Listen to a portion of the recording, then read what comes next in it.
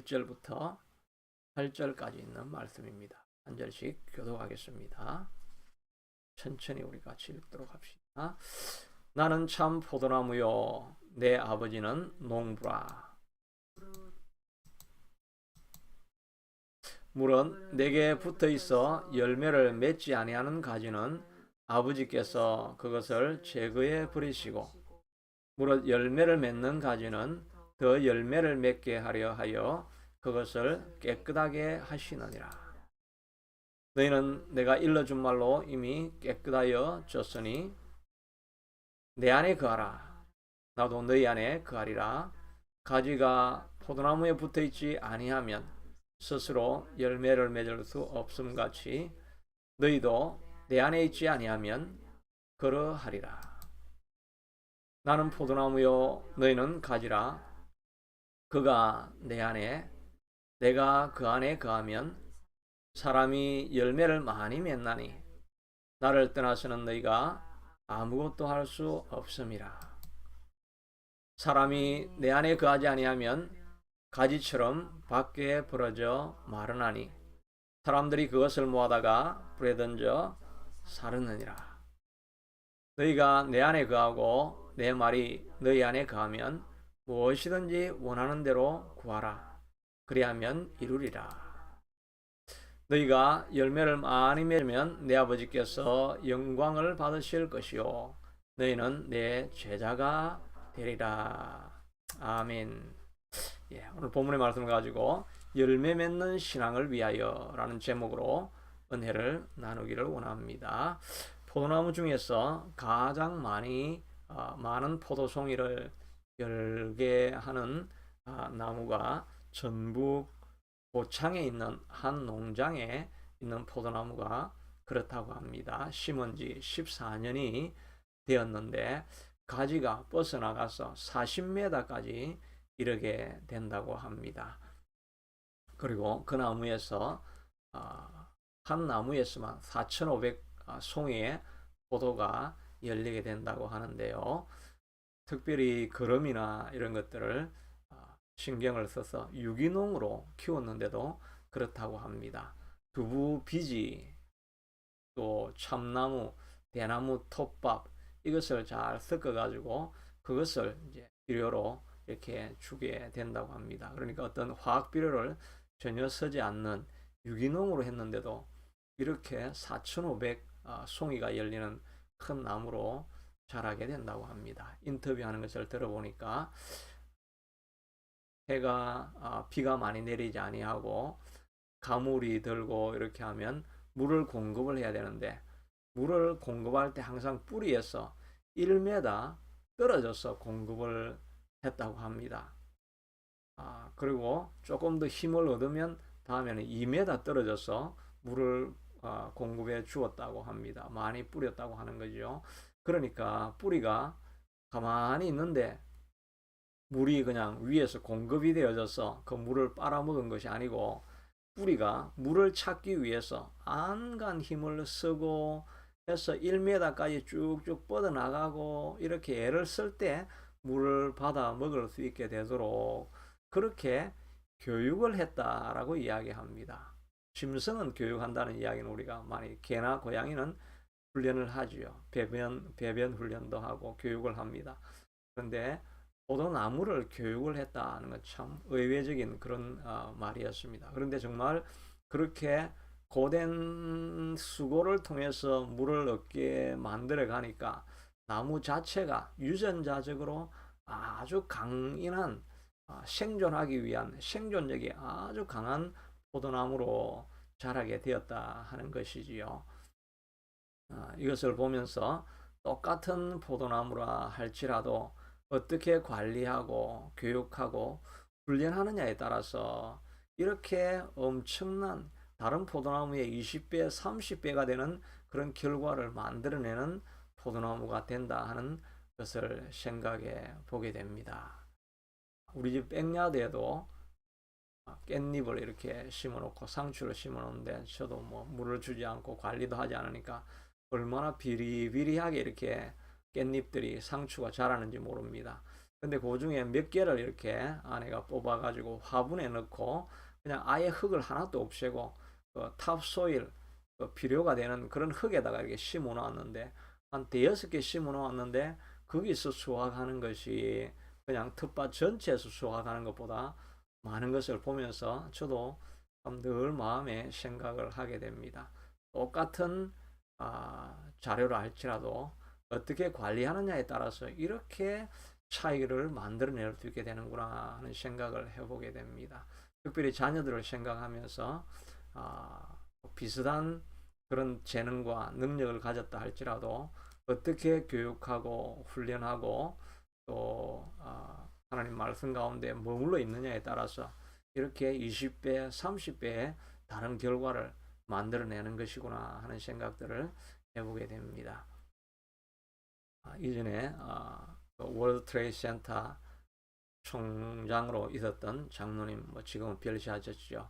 그분도 보면 그렇게 탁월한 능력이 있었던 것은 아닌데 어머니가 그를 끊임없이 기도로 훈련했을 뿐만 아니라 유학 떠날 때 아무것도 주지 않고 보내어가지고 그가 유학 가서 잘 것도 마땅치 않아서 운동장에 있는 나무 하나 붙들고 늘 철야하면서 유학 생활을 했다고 하는 것을 듣게 됩니다. 그가 같은 비슷한 재능이었지만 하나님의 기도로 또 어머님의 기도로 훈련되어질 때 자녀가 어느 정도까지 이렇게 성장할 수 있게 되는가 하는 것을 우리가 또 간증으로도 듣게 되는 것을 보게 됩니다. 우리도 마찬가지가 아니겠습니까? 비록 능력이 부족하고 모자란다 할지라도 우리가 정말 하나님 앞에 붙들린 사람이 되어지고 하나님 앞에 교육을 받게 되어지고 하나님의 말씀으로 훈련되어진 그런 삶을 우리가 살아간다고 한다면 우리도 하나님 앞에 큰 쓰임 받는 열매 맺는 인생이 될 것이다 하는 생각들을 해보게 되어집니다. 우리가 나이가 들고 얼마 남지 아니하는 생애라 할지라도 남은 이 시간 동안 우리가 하나님 앞에 매달리고 하나님 앞에 붙들리고 하나님이 인도하시는 대로 순종하는 삶을 살아간다고 한다면 우리를 통해서도 하나님께서 남은 생에 지금까지 살아왔던 것보다 더 아름다운 열매를 맺고 사는 인생으로 만들어 주실 것이다 하는 생각을 해보게 되는 것입니다. 오늘 본문에서도 예수님께서 이제 마지막으로 제자들을 떠나기 바로 그 직전에 남겨주시는 설교 중에 한 부분입니다. 예수님께서 너희들이 열매를 많이 맺어라. 열매를 많이 맺으면 내 아버지께서 영광을 받으실 것이다. 이렇게 말씀하고 있습니다. 2절에도 보면 너희가 더 열매를 맺기 위하여 다른 가지들은 다 쳐버리고 더욱더 깨끗하게 한다. 더 많은 열매를 맺으라고 말씀해 주시고 있고 8절에도 열매를 많이 맺으면 아버지께서 영광을 받을 것이요 너희가 제자가 되리라고 하면서 그저 구원받는 데서 머무는 것이 아니라 너희 인생이 풍성한 열매를 맺는 인생이 될 것을 예수님께서 제자들에게 부탁을 해주시고 있는 것이죠. 우리의 삶을 보면서도 어둠에서부터 빛으로 옮기고 난 이후에 구원의 영광을 보여주시고 난 이후에 그 자리에 머무는 것이 아니라 너희가 더 풍성한 자리로 나아가서 더 많은 열매를 맺기를 하나님께서 원하신다고 우리에게 말씀해 주시고 있는 것을 보게 됩니다. 그런데 이렇게 열매를 많이 맺으라고 말씀하시는 것뿐만 아니라 열매를 맺지 않는 것에 대해서는 엄중히 하나님께서 다스리실 것을 말하고 있는 것이지요. 2절에도 보니까 내게 붙어 있어 열매를 맺지 않는 가지는 내가 다 제거해 버리겠다라고 말씀하고 있습니다. 또 이후에 보니까 열매를 맺지 않으면 사람들이 그것을 다 잘라다가 그냥 불쏘시개로 만들어서 다 태워버릴 것이다. 열매 맺지 않는 것은 아무 소용이 없으니까 버려버리신다고 말씀하고 있습니다.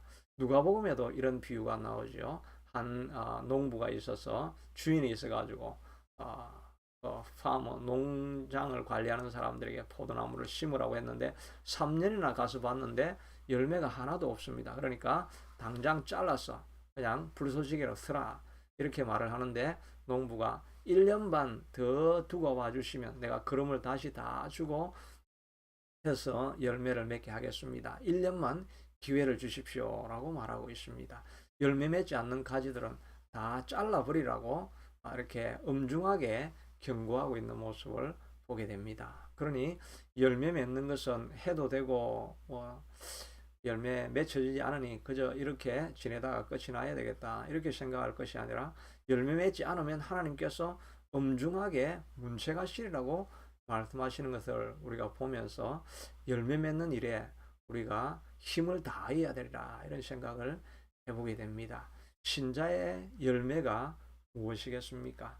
신자의 열매는 뭐 물질적으로 지위가 높아지거나 이런 것에만 국한되는 것이 아니라 많은 간증을 남기는 것이 열매라고 할 수가 있을 것입니다. 내가 과거에는 이런 사람이었는데 하나님의 은혜로 말미암아 내가 이렇게 다 바뀌어진 사람이 되어졌습니다. 내 성격이 옛날에는 이런 사람이었는데 예수 그리스도를 믿고 난 이후에 내 성격이 이렇게 달라졌습니다. 분노하지 아니하고 온유한 사람으로 어떻게 내가 이렇게 바뀔 수 있었는지 모르겠습니다. 모든 것이 하나님의 은혜입니다.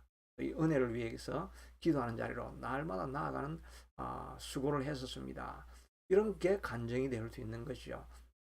무너지려고 하는 가정, 완전히 소망을 잃은 가정이었는데 하나님을 만나고 난 이후에 이 가정이 이렇게 바뀌어지고 화목하고 화평한 가정이 되어졌습니다. 거의 끝날 수밖에 없는 그런 관계였었는데 다시 회복되어지는 하나님의 놀라운 은혜가 있었습니다.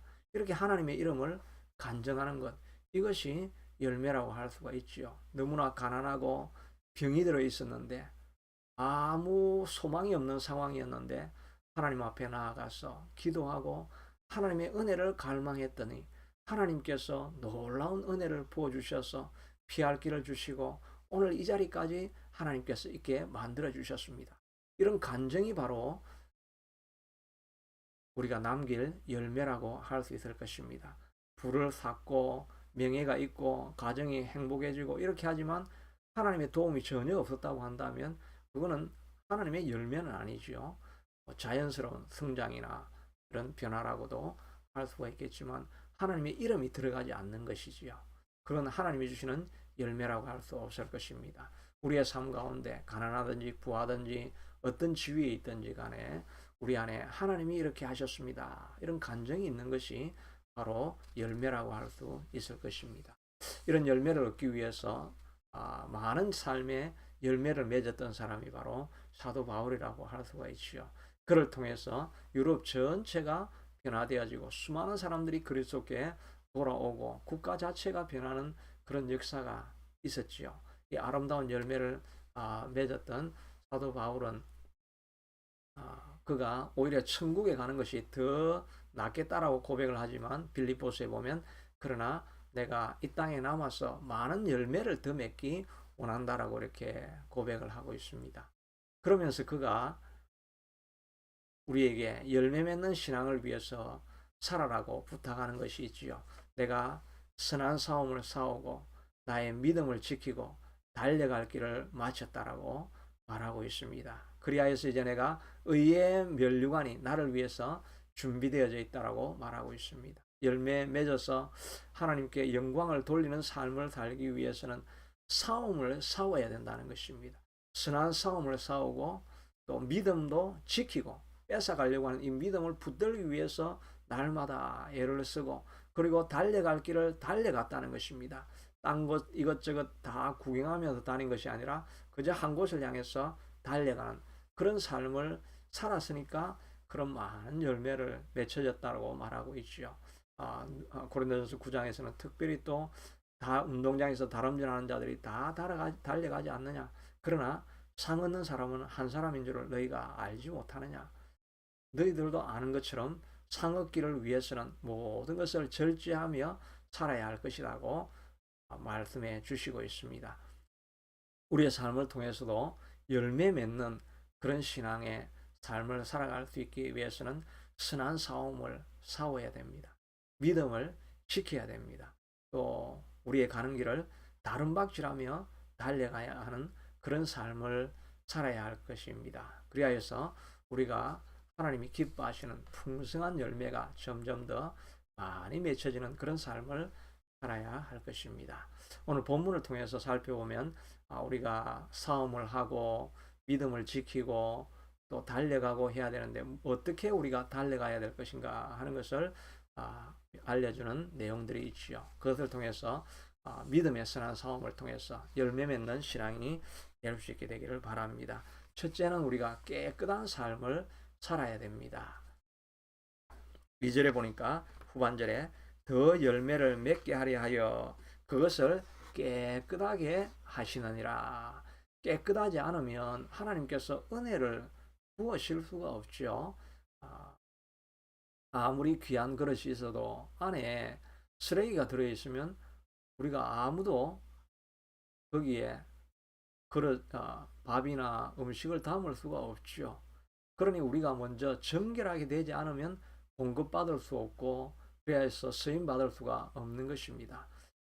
바울도 디모데를 통해서 많은 열매 맺기를 사역에 큰 열매 맺기를 기대하면서 그에게 부탁했던 말씀이 디모데 후서 2장 20절 21절에 나오죠.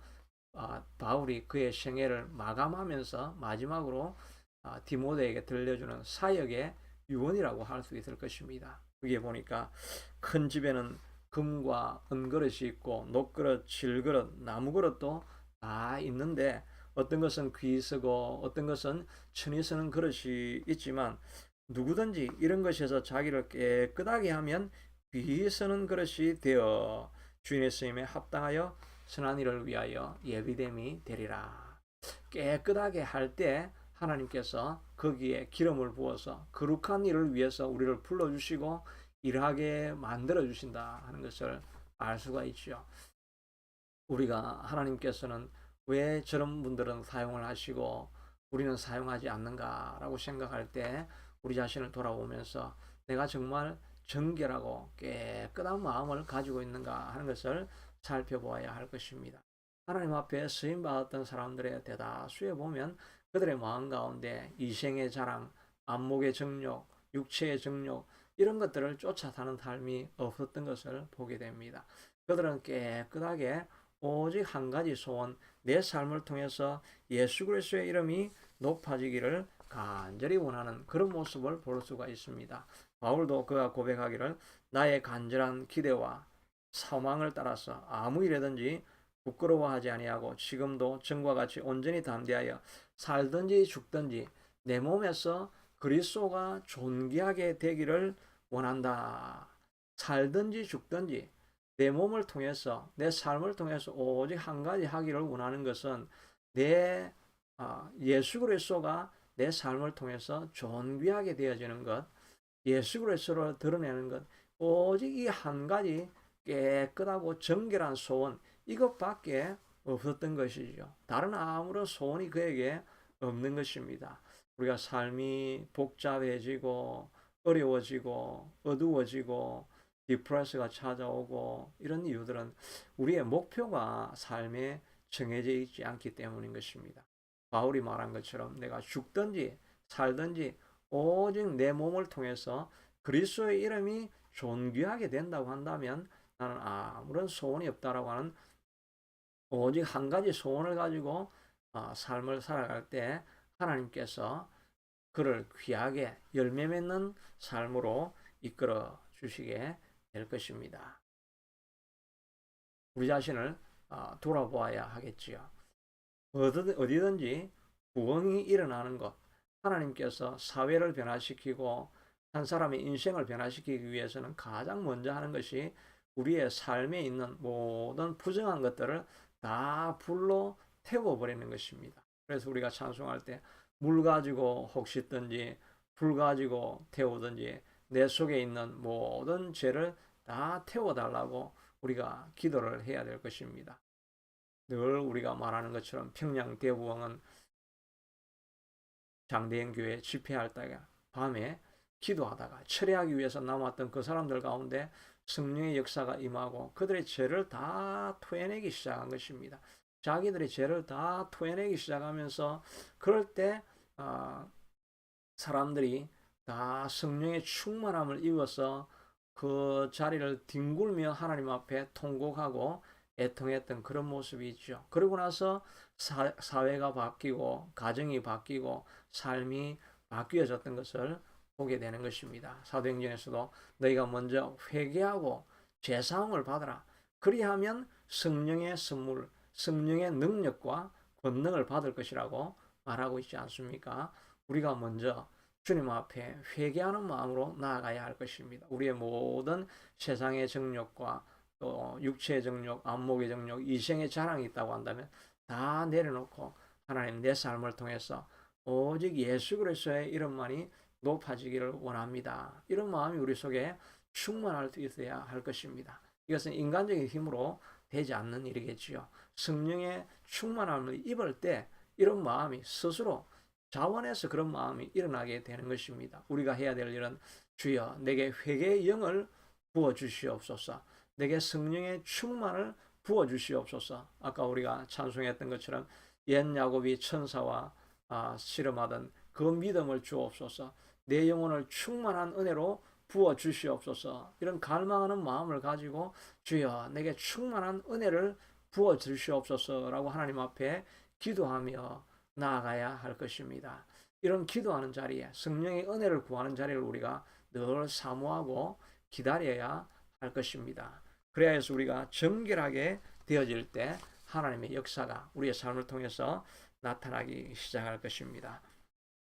열매를 맺기 위해서는 오랜 시간이 반드시 걸리게 된다는 것을 알아야 됩니다. 어떤 열매든지 어떤 과일이든지 다 그렇지 않습니까? 예수님께서 이런 특별히 열매의 비유를 통해서 말씀하신 것은 열매는 반드시 시간이 걸린다는 것입니다. 우리가 벼 하나라도 만들기 위해서는 봄부터 가을까지 농부가 수없이 찾아가게 되는 것이지요. 우리가 한자로 풀이해 봐도 살미자를 이렇게 보면 살미자는 열십자에다가 그 다음에 위에 팔, 아래에 팔 이래 있으면 그게 살미자라고 한자로 되어져 있죠. 그러니까 8에다가 십자가 열이니까 80 그리고 그 다음에 8이니까 8 농부가 88번을 찾아가고 관리를 해야 마침내 열매를 맺게 된다는 것 아니겠습니까? 수없이 찾아가고 해야 결국은 열매를 맺게 된다는 것입니다.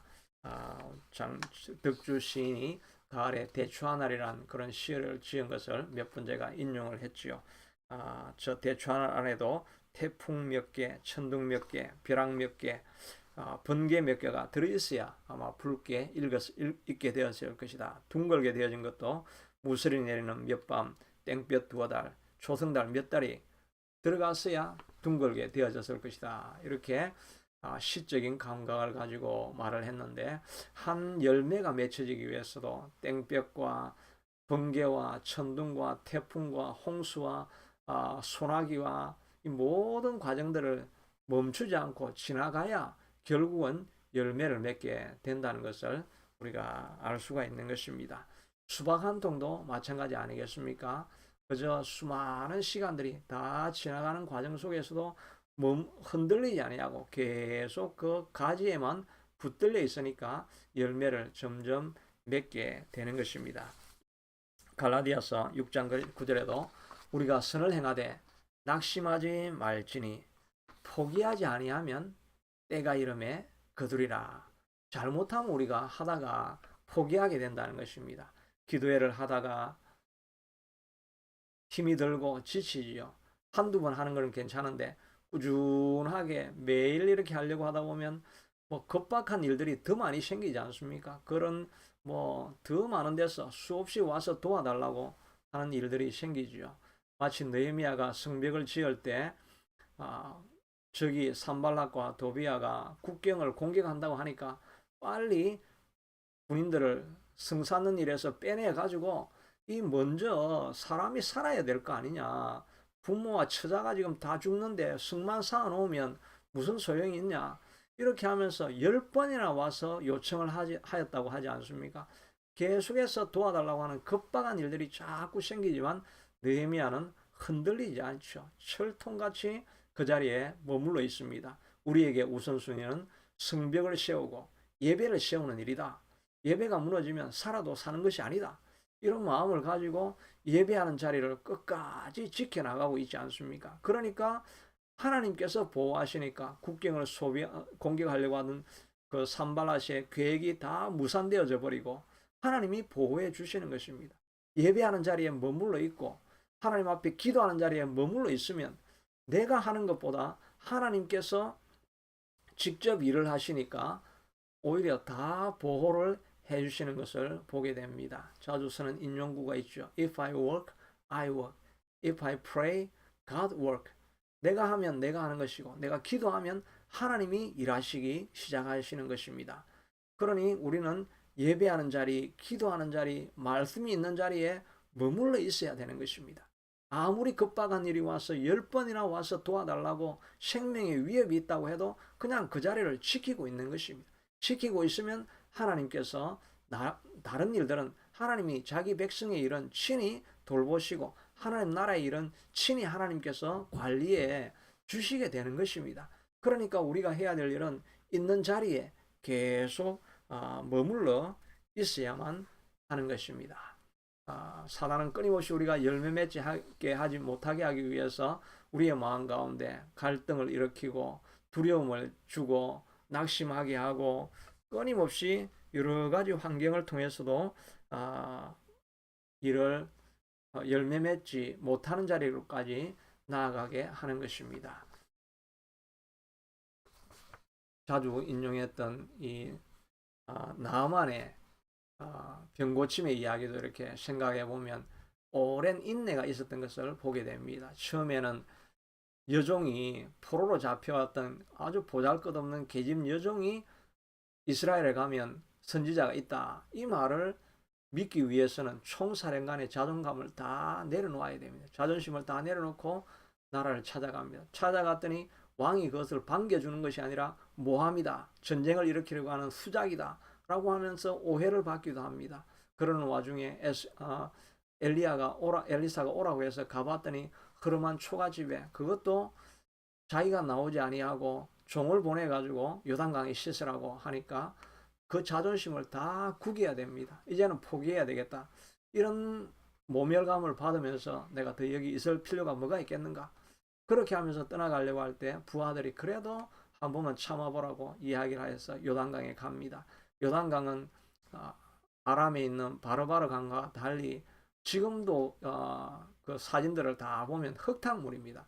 물이 맑지도 않습니다. 아주 그냥 황토물로 이렇게 색깔이 깨끗한 물로 이렇게 보여져 있지 않습니다. 그 황토물에 들어가서 씻으라고 합니다. 모든 부하들이 지켜보고 있는 가운데 마지막 7번까지 들어갈 때 피부가 아기 피부와 같이 되었다고 말하고 있지 않습니까? 우리도 열매 맺기 위해서는 끝까지 인내하고 기다려야 됩니다. 중간에 포기하고 싶은 마음이 들 수 있고 모멸감이 생길 수 있고 절망감이 생길 수 있고 오해가 일어날 수 있고 여러 가지 상황이 있지만 열매 맺기 위해서는 인내함이 필요한 것입니다. 이 인내함이 무엇이겠습니까? 오늘 반복적으로 본문에서 나오고 있는 것은 예수님께 붙어 있으라. 너희가 붙어 있지 않으면 내 안에 거하라. 그래야만 나도 내 안에 거하고 열매를 맺는다. 나는 포도나무에 너희는 가지라. 그가 내 안에 내가 그 안에 거하면 사람이 열매를 많이 맺는다. 6절에는 사람이 내 안에 거하지 아니하면 가지처럼 밖에 버려진다. 하나님 앞에 거해라 하는 것입니다. 다른 복잡한 의미도 있겠지만 그냥 예배하는 자리를 지키는 것입니다. 말씀 보는 자리, 기도하는 자리를 늘 지키는 것입니다. 그냥 다시 떨어져 나갔더라도 다시 시간이 되어지면 그 시간에 예배하기 위해서 무릎 꿇고 기도하기 위해서 무릎 꿇고 또 저녁 기도해야 할 때 기도할 자리에 다시 머물러 있고 사단이 여러 가지 상황을 통해 가지고 예배하는 자리, 기도하는 자리에 이렇게 머물러 있지 못하게 할 때도 그냥 멈추지 않고 계속 거기에 매달려 있는 것입니다.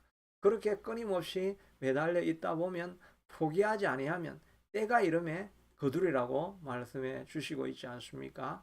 멈추지 아니하고 계속 그 자리에 예수님 품 안에 머물러 있고 어려움이 있을 때에도 포기할 마음이 생길 때도 다시 한번 주님 앞에 나아가서 기도하면서 하나님 앞에 매달려 있을 때, 그때 시간이 지나게 되면 시간이 우리 편이 되는 것이지요. 놀면서 지나면 시간이 우리의 원수가 되지만, 하나님 앞에 붙어 있으면서 시간이 지나가면 시간은 점점 우리 편이 되어서 세월이 지날수록 예상하지도 못했던 그런 열매를 다 맺게 될 것입니다. 어떻게 저런 사람이 저런 열매를 맺었나라고 이야기할 때 우리에게 간증이 있는 것입니다. 내가 한 것은 아무것도 없는데 그저 믿음의 자리, 기도하는 자리, 예배하는 자리를 지켰더니 하나님께서 다 해주셨습니다. 이런 고백을 우리가 할 수 있어야 할 것입니다. 하나님께 떨어져서 내가 스스로 하려고 하던 노력들은 이제 다 내려놓고 주님께 붙어 있어서 하나님으로부터 공급받는 그런 가지가 되어서 여러분 삶 가운데 풍성한 열매가 맺혀질 수 있게 되기를 축복합니다. 자비하신 아버지 하나님, 우리에게 열매 맺기를 마지막으로